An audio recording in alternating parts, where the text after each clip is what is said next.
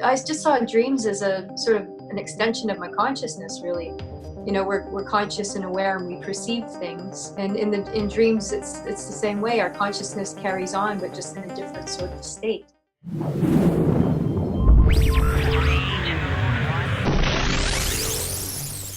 Welcome, Dream Pioneers. If you're new to this channel and you want to develop a deeper lucid dreaming and astral travel practice, then click on that subscribe button and hit that notification bell, and let's dive in. Okay. Hello, Tree. Hey, Jennifer. Tree Carr. Tree, by the way, is an amazing dreaming guide, a death doula, a really intuitive tarot reader. She channels amazing messages for people.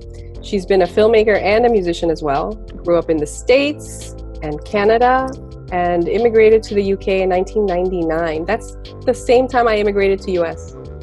Oh, right. Yeah, that was an interesting time because it was right on the cusp. Tree and I met around a year ago or more. And we were Instagram buddies first. So she has Lucid Dream Tree Carr, and Death Doula Tree. Yeah, it's funny because, you know, on the Instagram, I have the 3 different outlets. I mean, I should probably just do it all at once, but I just don't want to like confuse people. But they all do complement each other very much. Dreams, the death work, creativity, it all somehow it all lends itself really well to each other. In my doula, the death doula work I do, dreams are always brought into the practice, into helping when I'm guiding people end of life. Were you a dreamer as a kid? Yeah, I was a dreamer as a kid. I mean, some of my earliest childhood memories are of dreams. So I have really vivid memories of dreams, but maybe not so much what was going on in my day-to-day life at the time. So I've always been a dreamer, and I've always taken dreams quite seriously. I grew up without television and radio and all these kind of external sort of distracting factors. So it was very much in my mind a lot. I had a good connection with nature as a child. I was always in my imagination, always playing, reading, drawing, making music. So I think that all, you know, that little universe lends itself very well to dreaming. So I felt very connected to my dream realms. Also being in a family where we spoke about dreams, and dreams were never shut down. Like, oh, that's strange, or that's weird, or especially when it comes to things like precognitive dreaming, lucid dreaming, and astral projection, flying around. And that is so important that it's not shut down. When I was little, it wasn't shut down either. And a lot of people ask me, well, how did you start in dreams? And I always say, well, it's just something that was always there. It was encouraged. It just felt very natural, to be honest. And even the stuff that seemed a bit supernatural just felt natural, because we realized that a lot of us are having similar experiences. And that feels quite grounding, and it feels like you're quite encouraged along the path. I just saw dreams as a sort of an extension of my consciousness, really. You know, we're conscious and aware, and we perceive things. And in dreams, it's the same way. Our consciousness carries on, but just in a different sort of state. So I never saw it as anything that felt alien or foreign, and I also didn't see it as just asinine either. I saw it as quite important. So, you know, I never had the point of view of, oh, it's just junk, or it's silliness. Dreams are just made up, or it's mumbo jumbo, or it's just junk data. I never had that sort of point of view. So I always held a sort of an importance to dreams, an exploration sort of spirit when it came to dreams. And you know, they were inspirational as well. I felt like they guided me and taught me things. So I've always had a really good, you know, relationship with how I felt about dreams. And how did that evolve into guiding others? How did that develop through time?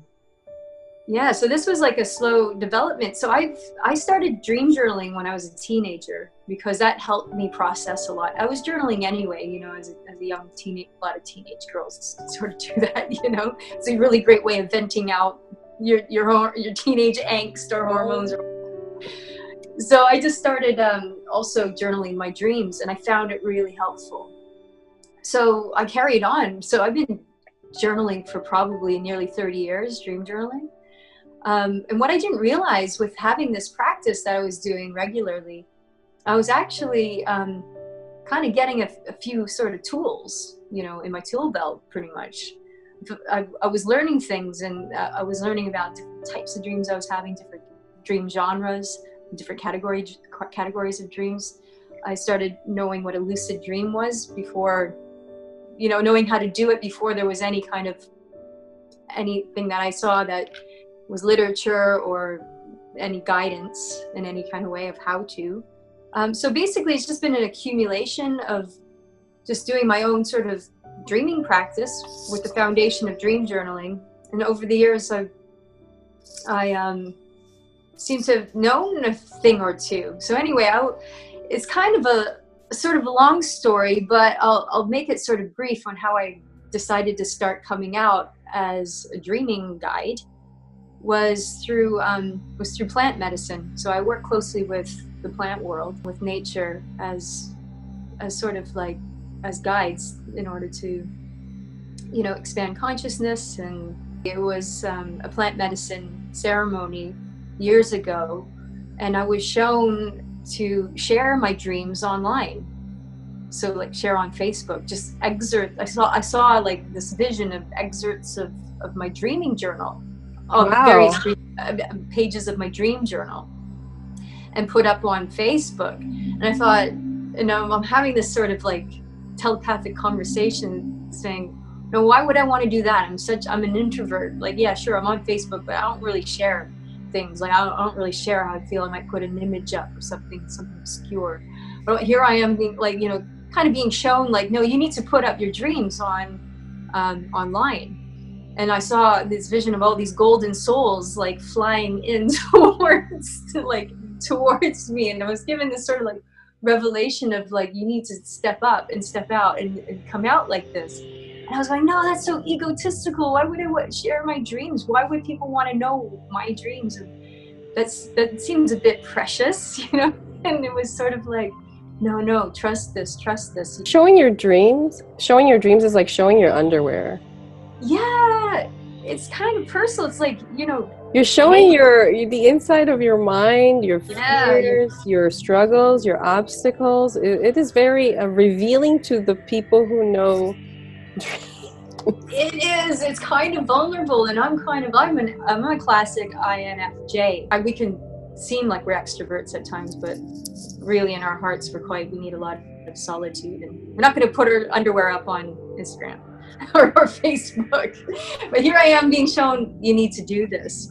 So I always trust my intuition, and in my dreams, and I trusted this vision that I had, and that's exactly what I started doing. So I started, this is years ago now, but I started putting up excerpts from my dream journals over the years, like from the 90s, and like, you know, going back really, and some of them were funny, and some of them were you know, I shared more like out of body experiences and lucid dreaming. So what ended up happening, people were reading them, and I was getting a lot of private messages from people saying, oh wow, like I had something like an experience like that, like sleep paralysis or this, that. Can you help me? What would you advise? What tips would you give? And all of a sudden I was getting all these messages from people, and I would write everybody back. And as I was writing back, I realized like, oh, I know what to say, and it seems like I've got some wisdom here.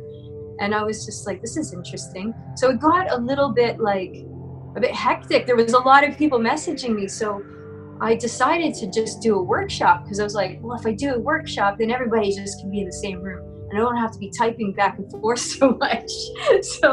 So I held my first workshop, and it sold out so quickly, like within a couple of days. The vision that I had of all these like golden souls, I know it sounds so like cliche, or so like cheesy new age or something, like golden souls flying in, you know? But it was very literal, but it painted the picture. It was like, look, this is important. You're going to help people if you do this. So step out and be who you are. So that's what I did. I stepped out, and I was like, you know, I haven't been to school for this. Do you have a PhD in dreams? Can you get a BA or an MA in dreams? No, I've just been doing this since I was a kid. So it was just trusting and just stepping out. And my vision was right, because the people came in really quickly. And it's been, since I've been stepped out doing this, it's just expanded, it's grown, and it's grown into me writing a book and a book coming out. And I think it's a true testament to, like, if you listen to your dreams or your visions or the intuition within you, and you're brave and you just go, look, I'm going to do this, even though my ego is going, no, don't do that, it's vulnerable, or it's, you know, you just trust it and you do it. And then when I did that, it just all just went, everything just started flowing, and I went, wow, I'm doing this now, you know. And it's just gone from strength to strength, and all these things just came to me. So even the book deal just like landed in my inbox one day. It was just, you know, so there's something really magical about it all. So I felt my vision was accurate. So even when we met, it was literally a month before we met, and this was when I started just started going, okay, universe, what's going on? I said, can you just send me someone in my life that's like sort of a dreaming person too, like a mentor of sorts, because I really need a sounding board here, because it's kind of like I said, there's no school for this. And you know, you came and you basically became my friend on Instagram, and immediately I was like, yes, this is the dream buddy that I called out for. I mean, everything from like our choice of music, that we like similar music, we like similar aesthetics, so it's just kind of like there's all these cool synchronicities. So. Similar past, except for the cult. Yeah. We were both musicians, and highly identified with our musician self for a long time. So breaking into something different was a whole process and journey. And also we love film making, and yeah, we had music videos that we had directed ourselves and things like that. I remember we were sharing a lot of music in the beginning. But most importantly, I think the depth of the dreaming we shared as well. It wasn't just fun, it was a lot of shadow work, right? A lot of integration. Sharing it was a good way to notice the other person's patterns. So it was a good back and forth. It was cool. How did you get to travel doing workshops? Tell me that journey. Yeah, so that was kind of interesting. So basically, I just sprung out the workshop thing, and that it was really popular very, very, very quickly. So I was doing several in the UK, and then I got invited to Paris to go over there to do a workshop, because around that time I was out of the blue again. This was coming out of nowhere. I was being contacted by a magazine in Paris called Seymour. And they said, oh, we heard about you and your workshops and the conscious dreaming that you teach. Would you be interested in doing an article for our online magazine? And I wrote back and said, yeah, that's amazing. Actually, could I do a film instead? Wow. And they said, oh, that's a bonus. Yeah, definitely. Because I like expressing things through film, moving image, and music. So I did a little film called Dream Baby Dream, which is just sort of my exploration in dreams since I was a kid till now. And then so basically on the back of that, Seymour invited me to Paris to do a workshop at their art space. So that's how that all came about. So I was over in Paris and I did a workshop there. It was great. It was a big group of people and it sold out quite quickly. People are hungry for this dreaming stuff. It's kind of amazing. So that's kind of how it first started. So it's kind of like being in a band, right? So you're on tour and you got the tour t-shirt, and so you got London, and then you add Paris to the tour on the back, and then everything just rolls off of that. So, you know, people in other cities or countries just go, oh, see, you've done London and Paris, come do it, come over here and come do it here. Yeah, so it's cool. So then from the workshops, I expanded it a little longer and thought, you know, in the workshops, we just cover the surface, you know? It'd be good to dive a little bit deeper. So why don't I just do like some retreats as well? Because it's more immersive and we sleep over and everybody can kind of share dreams the next day. And so I rolled out retreats. So my first retreat was in Norway, and it was amazing. It was on a fjord. It was on a lake, like a really dark, kind of ancient lake. And it was like, yeah, we're in the land of thunder and lightning. It was incredible. So that was the first retreat. And then I did a retreat in Joshua Tree, California as well, which was really great. And so yeah, it's kind of expanding. So I really like the retreats because we can get a lot deeper with it. Where can people find your schedules for retreats and calendar and stuff? On my website, so luciddreamtree.com. So let's talk about your book. So the book's called Dreams, A Guide to Conscious Dreaming. So it's an introductory book just to get people into a dreaming practice, a practice in which you can further explore and embrace your dreaming world. It's a beautiful book with amazing images. I really like the ones that you shared with me were really cool. Oh, thank you. Yeah, I worked really well with the design team of Octopus Publishing, and they were great. An amazing team, a dream team, like a total dream team. And they were really great at understanding my vision of, like, let's make it really quite dreamy, and so that the images feel like, well, that's the type of dream I'd like to have, or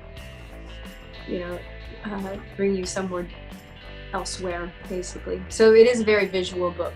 So who would you say this book is for? I think this book is for anyone who is interested in their own dreams. So there's no it doesn't matter what your background is. It doesn't matter what your spiritual belief system is. You could be an atheist, you could be Buddhist, you could be Christian or Muslim, Hindu. It doesn't matter, because it's a very practical conscious dreaming practice that I teach. So there's no spiritual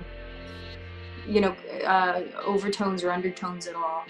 It's all very practical, so that it's incorporating lifestyle changes, proper sleep hygiene. It's incorporating mindfulness, reflection. Tree and I introduced to her that I think something I hadn't done in like 20 years, which was the third eye connection to the third eye tunnel or third eye wormhole, whatever it is. The vortex. Yeah. And it was in order to have a mutual dream, because we thought we would experiment. We were similar in so many other ways. We thought, well, maybe we will have access to one another's psyche. So we did it, and it worked.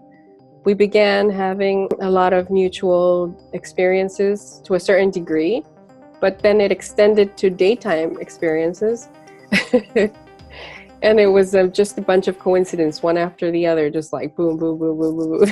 It was pretty cool. Really cool. Just like, it was sort of like doing that first exercise, which was creating a third eye vortex, which was before falling asleep in the hypnagogic state and connecting. That was, the rest is history. I mean, it was such a simple kind of visualization, and mixed with intent, and that's all it is with dreaming. It's just having the intent, and then the discipline to sort of do it, just going, I'm going to do this. And even though it sounds like absolutely nuts, I'm going to experiment anyway, why not? You have this life to sort of explore and experiment. So it's like, it worked, and it was cool, that first connected mutual dream, because I was completely lucid as well. So it was a lucid dream with complete control, and I think the third eye vortex, you could obviously do that in the day as well. It's not just in the hypnagogic state, and practice makes perfect. So the more you explore and experiment with these sort of things, my mind gets blown all the time. I gotta tell you, Jennifer, it's just like, sometimes I wake up and my husband, my partner, is like laughing. Like, sometimes he records me first thing, because I wake up saying something, going, no way. I think after that experience with connecting to you in dream space, I woke up going, no way, life is just too amazing, or something like that. He went, what? And he recorded the entire experience on his mobile phone. Little dream nerds. But besides being a dream nerd, you actually, meeting you has challenged me in one way, and that is that you're a death doula. And for me, death was always like, let's not talk about dying or death, or, I was like completely traumatized after a death happened in my family. And it kind of like, I shut down to it. There was too much suffering attached to it. And so let's talk about that side of your profession? First of all, for those who've never heard of what the hell is a death doula, what is it? How would you describe this very unique and up and coming profession? Yeah, so the word doula means to serve, and then we've got death. So a death servant, I guess, so to speak. It's a Greek word, doula. Actually, specifically, it's gender. It's a woman who serves. So maybe that needs to be reworked, because there's a lot of male doulas as well. But also another word is a end-of-life guide, a soul midwife. So these are just various words for this sort of role. So the role it's not a medical one. So it's not like being a palliative nurse. So you're not doing any pain control with medication or anything like that. It's of the emotional, human, compassionate side of things. So a death doula is there to guide a person who is at end of life, who is dying, in a compassionate way. So we're there emotionally for people. We're there existentially for people if they want to talk about very big existential things or even spiritual things. We're there, to hold a hand or to listen. And we're also there in a practical kind of way.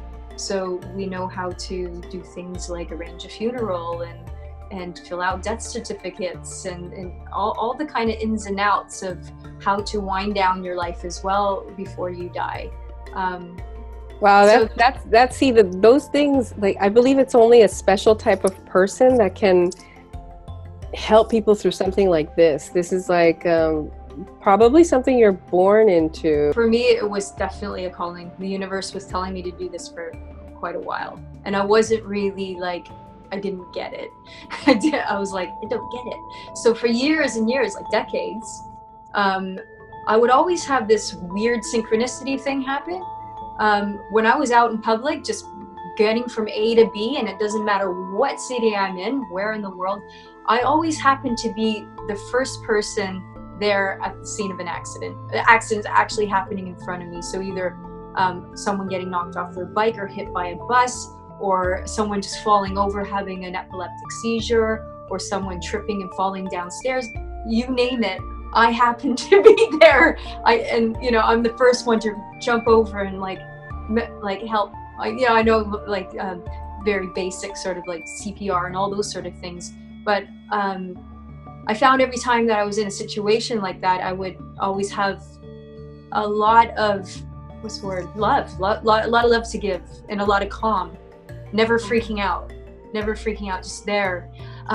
So I'm not kidding. This happens about 3 to 4 times a year, and it has been happening for decades. So it got to the point where it's happening so much, like my partner and friends would joke around like, oh my God, Tree, you're making this happen. Like every time we're with you, someone's falling out of their chair. Someone's like hit by a bus. Like maybe we shouldn't meet in person. Yeah, and everyone's like, what? Like, are you like, this is creepy? And my husband's like, I think it's your perfume.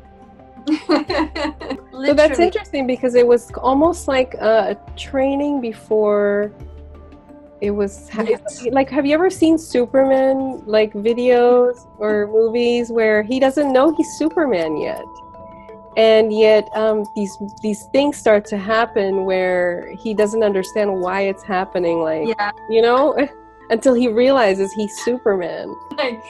For me, anybody that can deal with death is like a superhero in my eyes. It's crazy how many times this has happened, right? Like, not even just in London, but places in America, even in Mexico City. Once I was in Mexico City, there with friends. We were there. It was the Day of the Dead, and we're like, yay, Mexico! And we went into an old church just to check it out, and there was a man kneeling, praying at the back of the church, and I walked behind him, and as soon as I walked behind him, he fell backwards and was having an epileptic fit. And my friend Tim was just like totally mortified, like, what is going on? And I went over with the priest, and we were helping this guy. I mean, so it was really uncanny and strange, right? And another time I was in London walking down Carnaby Street, and with my partner walking, and there was a man in front of me. He just stopped right in front of me. He was walking, stopped, and I sort of stopped behind him, and he started to slowly fall backwards. He fell into my arms, And I looked, and he had a syringe hanging out of his arm. So he had literally shot up heroin on the street, and I was there helping him, and he was overdosing. Nuts.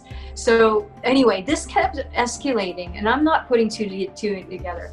I'm thinking, isn't this spooky, weird? My friends are going, this is weird, or whoa, I don't want to go out with you, or and it got to the point where several years ago I was walking down Broadway Market in London, and it was a beautiful sunny October morning, and I noticed a kind of heavy set gentleman walking up ahead, and I noticed he started struggling, like he started holding onto the wall, and I thought, oh no, like what's going on with this guy? And he started to slip. So I went over and I touched him, and I said, oh, are you okay? Do you want to come sit down? There was like a pub with a picnic table. And as soon as I touched him, I just had this feeling. I just knew, like, I was like, that he's dying. He's dying. This is happening. It was really strange. And I didn't have that with any of the other people, but it hit me that this is a thing. So he started falling. He's a big guy, and then other people jumped in. And he fell to the ground, and he had a cardiac arrest, and it was literally like, wow, it was under 2 minutes. It was so quick. We were CPR on him, and we were, everyone was taking turns, and people were frantic, and I was just really calm. It felt like there was this bubble of calm around me. I was holding his hand. His head was in my lap, and as someone else was working on him with CPR, I was just saying the words, "You are not alone. You are not alone." Give me chills. It's just words of comfort, because I just knew in my heart of hearts, like, even though we were breathing life into him and pumping, it was really, that was his time. It was insane, and heard his last breath. But as I was saying the words to him, just his eyes were open and tears just streaming, and his eyes were fixed and just looking up beyond us all, and just tears streaming down his face. And I was just saying the words, and we heard his last breath, and it was really intense, because everyone's scrambling to save his life, but then there was this intense sense of calm and love, and he's a stranger. And it was really it got more intense, because basically his wife, his daughter, and his mother had been walking ahead in the market, and they didn't realize he fell behind. And so at one point they were like, "Where's Dad?" And they looked around, and then they saw a huge group of a crowd, and they came running back, and he had already died. He literally died under a minute and a half. It was so quick. And so then there was that screaming, and it was just so, they were absolute shock. So I held his entire family the whole afternoon. I stayed with them. That one was like the big one. That one was like the slap in the face. The big one. The goggles came off. I'm going, how is this, like, why am I always in the right place? It seems like the right place at the right time, or maybe I'm the one guy. I'm like, why is this happening? So I decided to ask my dreams that night.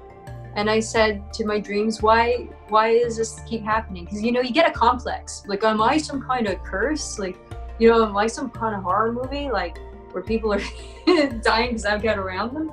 And so I asked my dreams. And then when I was waking up in the morning in the hypnopompic state, so that's the when you're rising up into wakefulness, a lot of interesting phenomena can happen then. A lot of insight and future sight, and a lot of downloads and stuff. So as I was waking up, I got the message, and it was a quick succession of all the times I've helped people in public, all these strangers that I've helped, to the point of the last one I helped with, the man who died in my arms. And it felt like there was a big eureka moment and a huge slap in the face from the universe going, duh, this is what you've been supposed to be doing. This is McFly. Hi, this is your calling. It keeps coming at you because you have something to do. You can help people, and there's people who need help when they're dying, end of life, there's a lot of people dying alone, a lot of people totally fearful, or they're navigating ego death and their trauma of the past. It all comes up. So then I woke up, eureka!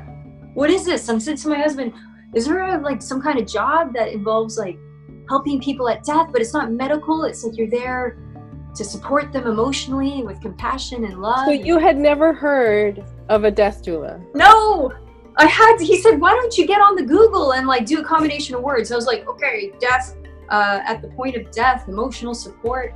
And then the death doula website came up here in the UK. It's called Living Well, Dying Well. Went to the website, resonated totally with it. I was like, this is it. I got to do this. Sent an email. When can I sign up to the next course for training? And the rest is history. And you know what? I thought after getting my death doula training, I'd be like, oh yeah, the universe has got me off the hook now. People are not going to be falling all over the place in front of me 3 to 4 times a year, cracking their heads open in front of me on the pavement. That's going to stop, right? You weren't realizing. I was like, that's going to stop, right? Well, you know what? It's not stopped. It's not stopped. I am still in the right place at the right time very often. But now I step into it. I'm like, well, here we go, universe. I'm here to help this person. And, you know, I should start a blog of how many times it happens. Have you seen that series where the girl is death, training to be death? No, I haven't seen that. I don't know what it's called, but they're like Grim Reapers. Okay. And Right. she touches, I think they get like a post-it with all the people, and they have to make it to the right moment when they die.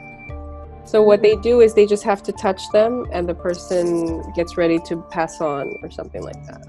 Right. But it's kind of like a mainstream version of what that is. But you just reminded me.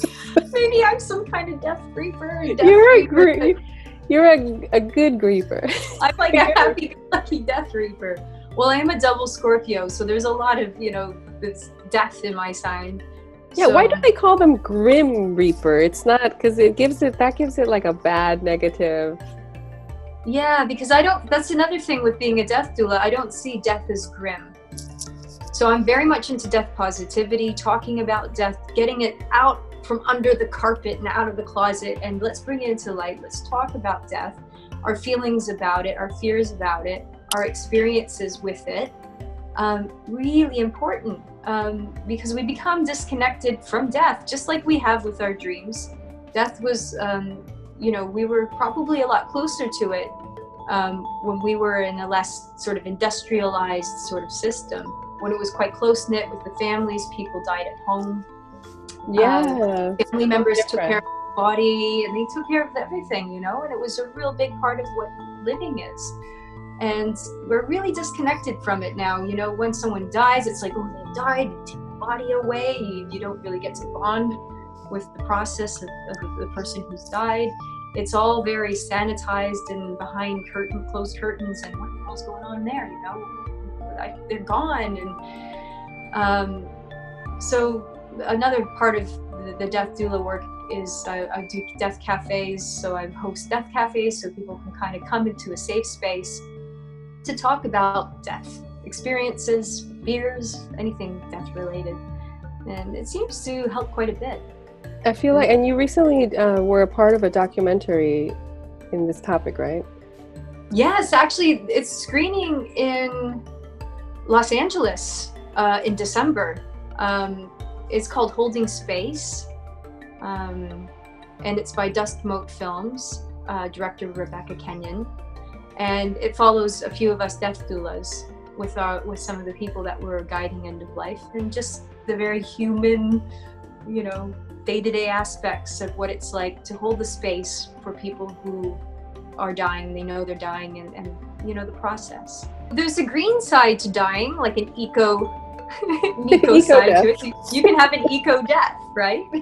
So it doesn't have to be all like spooky Victorian embalming, like I'm getting stuffed, you know, and they're gonna do my makeup. In fact, a lot of people are not doing that as much anymore. The older generation still does the embalming, and they want to be, you know, put all the chemicals in. And, you know, it's not great for the environment. I'm very up on eco dying and green burials. And a lot of people don't realize that they have this option. You have the option. You can die at home. You're totally allowed to die at home. You don't need to go to hospital if you don't want to. You don't need to do it that way. You can die in the comfort of your own home if you want to. You can keep you might have to look into the laws with this in whatever state you're in. But I think there's things you can do if you do have death anxiety. There's different like sort of meditative sort of things you can do, and it doesn't necessarily mean you have to have a spiritual belief. And you don't have to be dying to need a death doula. I believe that you've also mentioned that you help heal the families that are grieving. So it's not just for the person who's dying, it's whoever was affected or has a trauma surrounding death. Yeah, absolutely. And you can be doing, so, you know, I do the conscious dreaming practice. I also do a conscious dying practice. So every day I reflect on my own death, but not in a morbid way, not like, oh, I'm a goth, I'm going to listen to Bauhaus and just like be like, oh, I'm going to die. It's like, it's a healthy reflection of like, I'm going to die one day. Mm-hmm. And how do I feel about that? How does that feel in my body? You know, what are my thoughts? And you know what? Something really interesting happens when you do this every day. It makes you live better. You take in every moment like it's the most magical, amazing, lucid dream that you've ever experienced, because it is. Because life is the most amazing, lucid dream you can ever ask for. And so many people are always looking for spiritual experiences, like, ooh, supernatural, amazing spiritual experiences. But you know what? This reality, us being alive, that is the spiritual experience. And we have not woken up to that. Yeah. And it feels as though society is becoming a lot more impatient with things. And we talked about this before when it comes to lucid dreaming and lucid dreaming techniques, because I get often asked, like through the conscious dreaming practice, people going, I want to lucid dream. How do I lucid dream? Tell me how to do it. Like, I want to learn now, and I want to be able to do it tonight. Like, there's like an impatience, like an ADHD kind of like, more now, I want it just now. And so you see all these products popping up online, like, you know, these gadgets that you stick on your head to, like, you know, splash a light, or, you know, there's all. Not only that, there's in YouTube, there's like lucid dream in 5 seconds. Yeah. Just like, what? Lucid dream in 5 seconds tonight. And they're not even gonna carry on with trying to become a conscious dreamer. They're gonna be like, oh, I tried it for a week with the gadget, it didn't work, so no. And then they cut themselves off from these amazing mind-expanding consciousness exploration experiences that they can have with their own minds. So I always tell people who are like quite impatient to lucid dream and they don't have the patience, is like, you need the patience. You need the patience. You need the discipline. Yeah, you need to do the work. It's like going to the gym. You're not going to get like a six-pack in like 1 week. Oh no. So there's a massive discipline involved, and there's things you got to do and implement like every single day of your life. Like, it's every day. It's not like when you feel like it. It's like, no, you're committed to the practice every day. So in the conscious dreaming practice I teach, I warn people, like, you're going to need discipline, because what you practice, you get good at. Mm-hmm. So, you know, you're dream journaling every day, you're changing your habits, your sleep, your lifestyle habits, so your sleep hygiene. So you're developing new habits that takes time to implement into a person's personality who has done something a certain way. That's it. So it's not just your mind, it's your body too, because what we do with our body affects our sleep time and our dream time. So, you know, because I work with like plants that help you kind of get into dreams and have more vivid dreams. Which would be the herb that you would recommend to somebody who's just beginning to be interested in lucidity or lucid dreaming, something mild, but can get things rolling if they were to choose this route? I would recommend the one of my choice. I got it right here. I look like such a dealer right now. So I'll explain what this is. So this is the one I love. It's Mexican. It's called Calea zacatechichi. And it's a Mexican dream herb, and it's from Oaxaca region in Mexico. So basically that's brewed up. The Chantal Indians use this for divination dreams. So they brew this up, they drink this, and then they smoke a cigarette of it after they drink it as a tea. And then they go to their dreams. But the cool thing about Calea, and this is legal, it's not illegal, and it's not a hallucinogenic at all. But the interesting thing about it is that it does promote a lot of hypnagogic imagery, it would seem. So right when you're falling asleep on that threshold of wakefulness and sleep, it's called the hypnagogic state. If you're able to hold your awareness and look into your, the black backdrop of your mind's eye, you might notice that the hypnagogic imagery is a lot more vibrant. So that could be colors, shapes, little snippets, like movie snippets. And it's not you going, okay, now I'm going to imagine a puppy dog flying. It's just, it comes, it's just like, yeah. So Sorry. you're not intending it.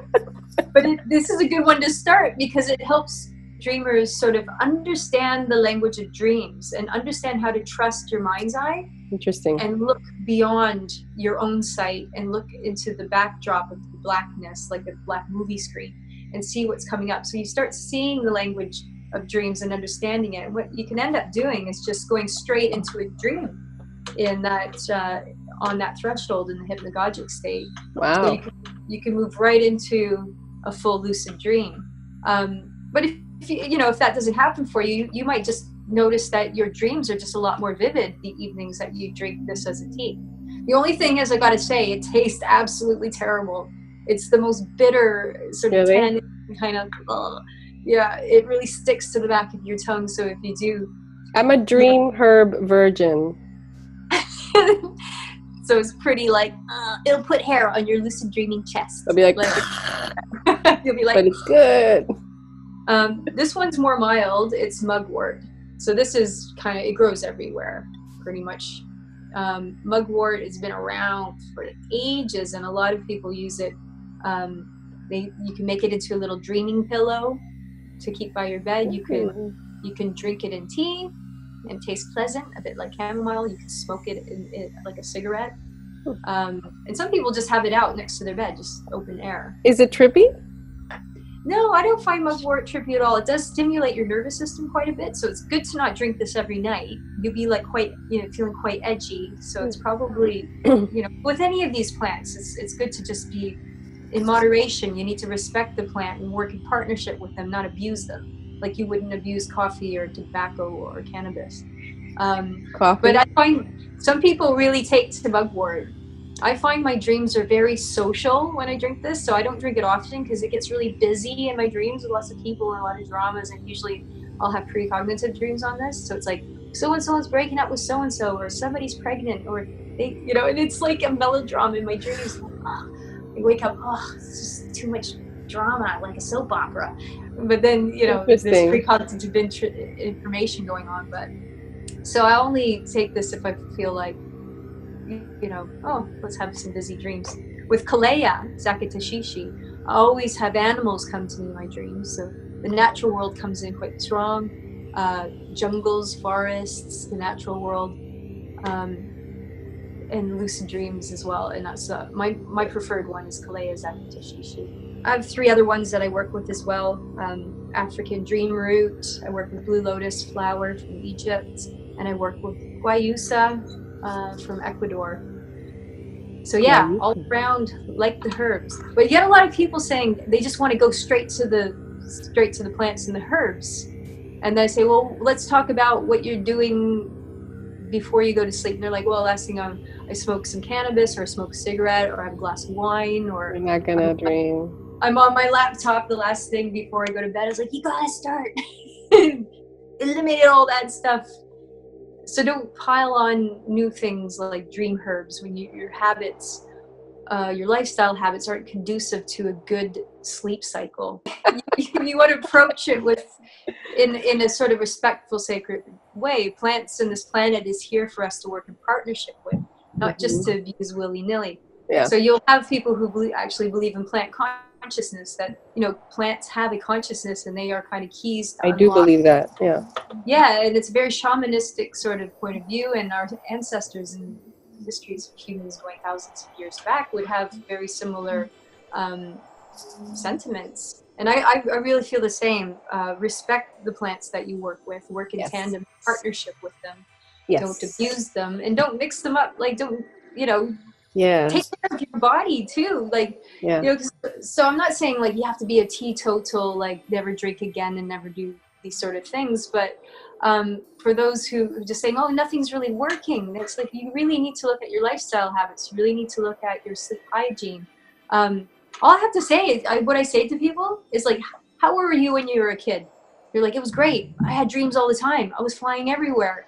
It was amazing. I was like, oh, cool. Were you smoking a pack of cigarettes a day then? You're like, no. Oh, did you drink a bottle of wine every night? You're like, no. And what about the coffee in the morning? They're like, didn't drink coffee. I'm like, well, maybe try getting back to the energies you had when you were a kid, and then work forward from that. We can get our kid energy physically back, but yeah, okay, so how do we get the mind energy of a kid back? Well, there's things we can do to de-stress and before we go to sleep and before we go into dream space. And a big one is, do not take your laptop to bed with you. Do not take work to bed with you. No. Do not take your phone to bed. Don't be on Tinder the last thing you're in bed. You know, don't take your arguments with your partner into bed with you. I wanted to ask you, when is your book out and where can people find it? Yeah, so my book is, the release date is December 27th of 2018. It's a worldwide release, so it's going to be over in America. When I looked at my contract, they said like venues like Barnes and Noble, like the big, you know, like kind of the big chains. Cool. So it's got a pretty mainstream release, and it's Amazon, of course. You can pre-order it now. In fact, it's up on Amazon for pre-ordering, and I hope to come to stateside, to the United States, in 2019 to tour around and do some workshops and retreats, and to hook up with some dreamers, you know, and we can go deep into the dreamland. Our worlds will collide. We'll be like, hey. Only to realize we had been in different dimensions this whole time. Yeah, totally. Thank you, Tree, so much for taking the time to educate us all on death positivity, and looking forward to your book about conscious streaming, and many more shared experiences. Definitely. All right. Thank you for having me, Jennifer. Thank you, Tree. Chat to you in a bit. Later. See ya. Bye.